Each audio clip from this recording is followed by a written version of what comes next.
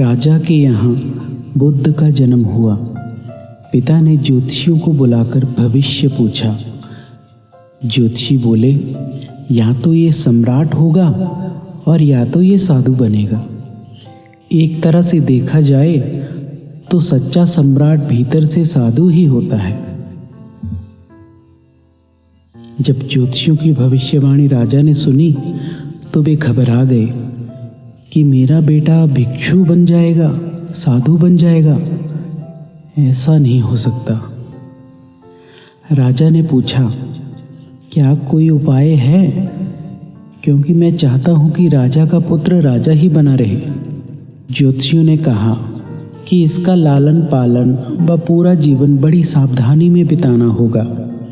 अर्थात आपका पुत्र सिद्धार्थ कभी किसी बूढ़े व्यक्ति को न देखे, कभी किसी बीमार व्यक्ति को न देखे और कभी किसी मरे हुए व्यक्ति को न देखे। जब तक ऐसा होगा तब तक वे राजा ही बने रहेंगे। अगर ऐसा नहीं हुआ तो वे साधु बन जाएंगे। राजा शुद्धोधन ने अपने पुत्र सिद्धार्थ के लिए बढ़िया से बढ़िया बड़े बड़े महल, अच्छे से अच्छा भोजन, दास दासियाँ और खाने पीने का सामान आदि वस्तुओं के ढेर लगा दिए। पिता ने पुत्र को सुख सुविधाओं में इतना उलझा दिया कि उसे बाहर का संसार याद ही नहीं आया। शुद्धोधन ने समझ लिया कि अब इतने सुखों के आगे साधु बनने का प्रश्न ही नहीं उठता। वे निश्चिंत हो गए। राजा शुद्धोधन ने बिल्कुल पक्की व्यवस्था कर रखी थी कि उनका पुत्र सिद्धार्थ जीवन में कभी भी वृद्ध, बीमार और मृतक व्यक्ति को देख न सके, क्योंकि वो अपने पुत्र को खोना नहीं चाहते थे। सिद्धार्थ का जीवन ऐश्वर्य और सुख सुविधाओं में बीत रहा था। उनके जवान होने पर एक सुंदर कन्या यशोधरा से उनका विवाह संपन्न हो गया। विवाह हो जाने पर शुद्धोधन की आधी चिंता खत्म हो गई। अब तो शादी हो गई, अब कहाँ जाएगा? अब तो मेरा पुत्र बंधन में बंध गया है, अब उसके कहीं जाने का सवाल ही नहीं उठता। लेकिन 1 वर्ष बाद बेटे का जन्म भी हो गया। उसका नाम राहुल रखा गया। अब राजा शुद्धोधन को बिल्कुल पक्का विश्वास हो गया कि अब ये कहीं नहीं जा सकता। एक दिन सिद्धार्थ ने कहा कि पिताजी, आज तक मैंने अपनी राजधानी नहीं देखी। आपकी आज्ञा हो तो क्या मैं देख के आऊं? राजा ने कहा, हाँ हाँ, अवश्य जाओ, अपना शहर देख कर आओ। एक सारथी को भी साथ में भेजा गया कि जाओ राजकुमार को राजधानी घुमा फिरा कर लाओ। राजा ने चाक चौबंद इंतजाम कर रखा था कि कहीं चूक न हो जाए। सिद्धार्थ के लिए राजधानी के प्रमुख मार्ग खूब सजाए गए थे। घूमते घूमते सिद्धार्थ ने थोड़ा सा गलत मार्ग ले लिया। वे उस मार्ग से गुजरने लगे जहाँ की तैयारी नहीं थी और उनको बहुत आश्चर्य हुआ जब पहली बार उन्होंने एक बूढ़े आदमी को देखा जिसकी कमर झुकी हुई, पूरी चमड़ी में झुर्रियाँ पड़ी हुई थी। वे परेशानी और दुख से बेहाल था।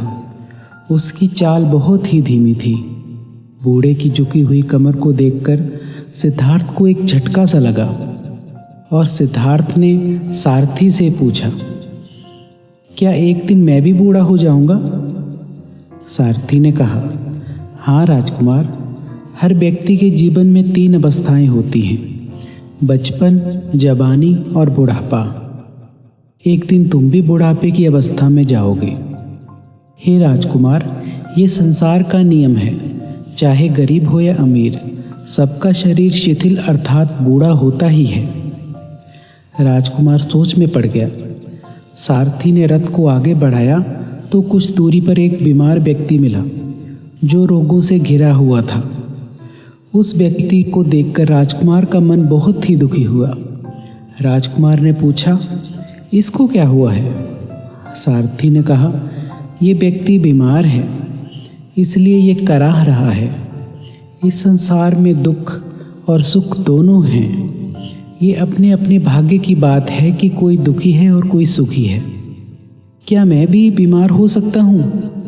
सारथी ने कहा, आप ये विचार अभी छोड़ दें, समय बड़ा बलवान होता है। ये सारी बातें कर्मों पर निर्भर करती हैं। चाहे राजा हो या रंक, सुख दुख सब पर आते हैं। अगर शरीर में कोई रोग आना है तो वे आएगा।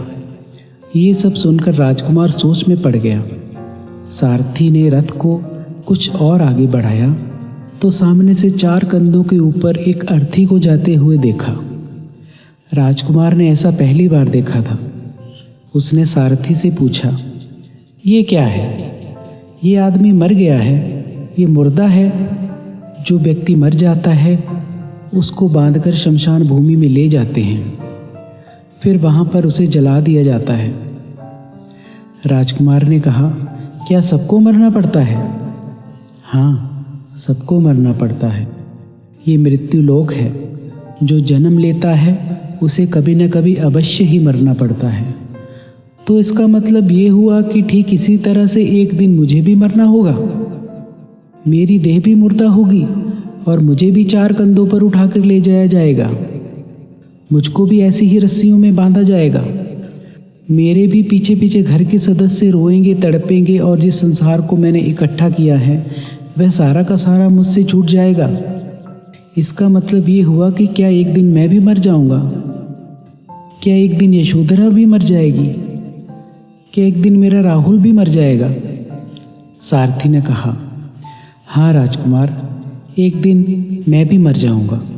आप भी मरेंगे, यशोधरा भी मरेंगी और राहुल भी मरेगा, क्योंकि ये सब मरने के लिए ही पैदा होते हैं। उस रात सिद्धार्थ सो न सके। सोचने लगे कि क्या संसार में इतना दुख है, रोग है, बुढ़ापा है, और ऐसे में मैं खा पी कर कैसे जी सकता हूँ?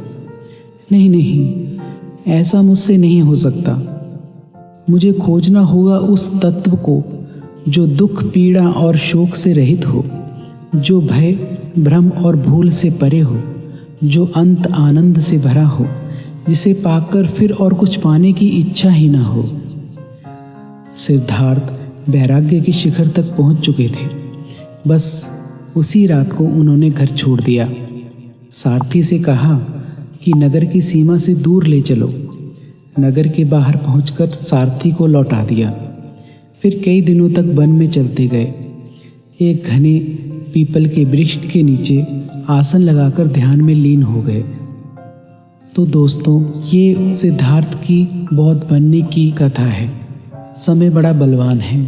आदमी कुछ भी कर ले, मनुष्य कुछ भी कर ले, लेकिन वो अपने कर्मों से नहीं बच सकता। जो उसके भाग्य में लिखा हुआ है वो उसको मिलकर ही रहता है। जिस तरह से सिद्धार्थ बौद्ध भिक्षु बन गए और उनको बनना ही था, भले ही उसके माता पिता ने उससे लाख बाहर की दुनिया से अवगत ना करवाया हो, लेकिन फिर भी बाहर की दुनिया को देखा उन्होंने और इस अवस्था को प्राप्त हुए।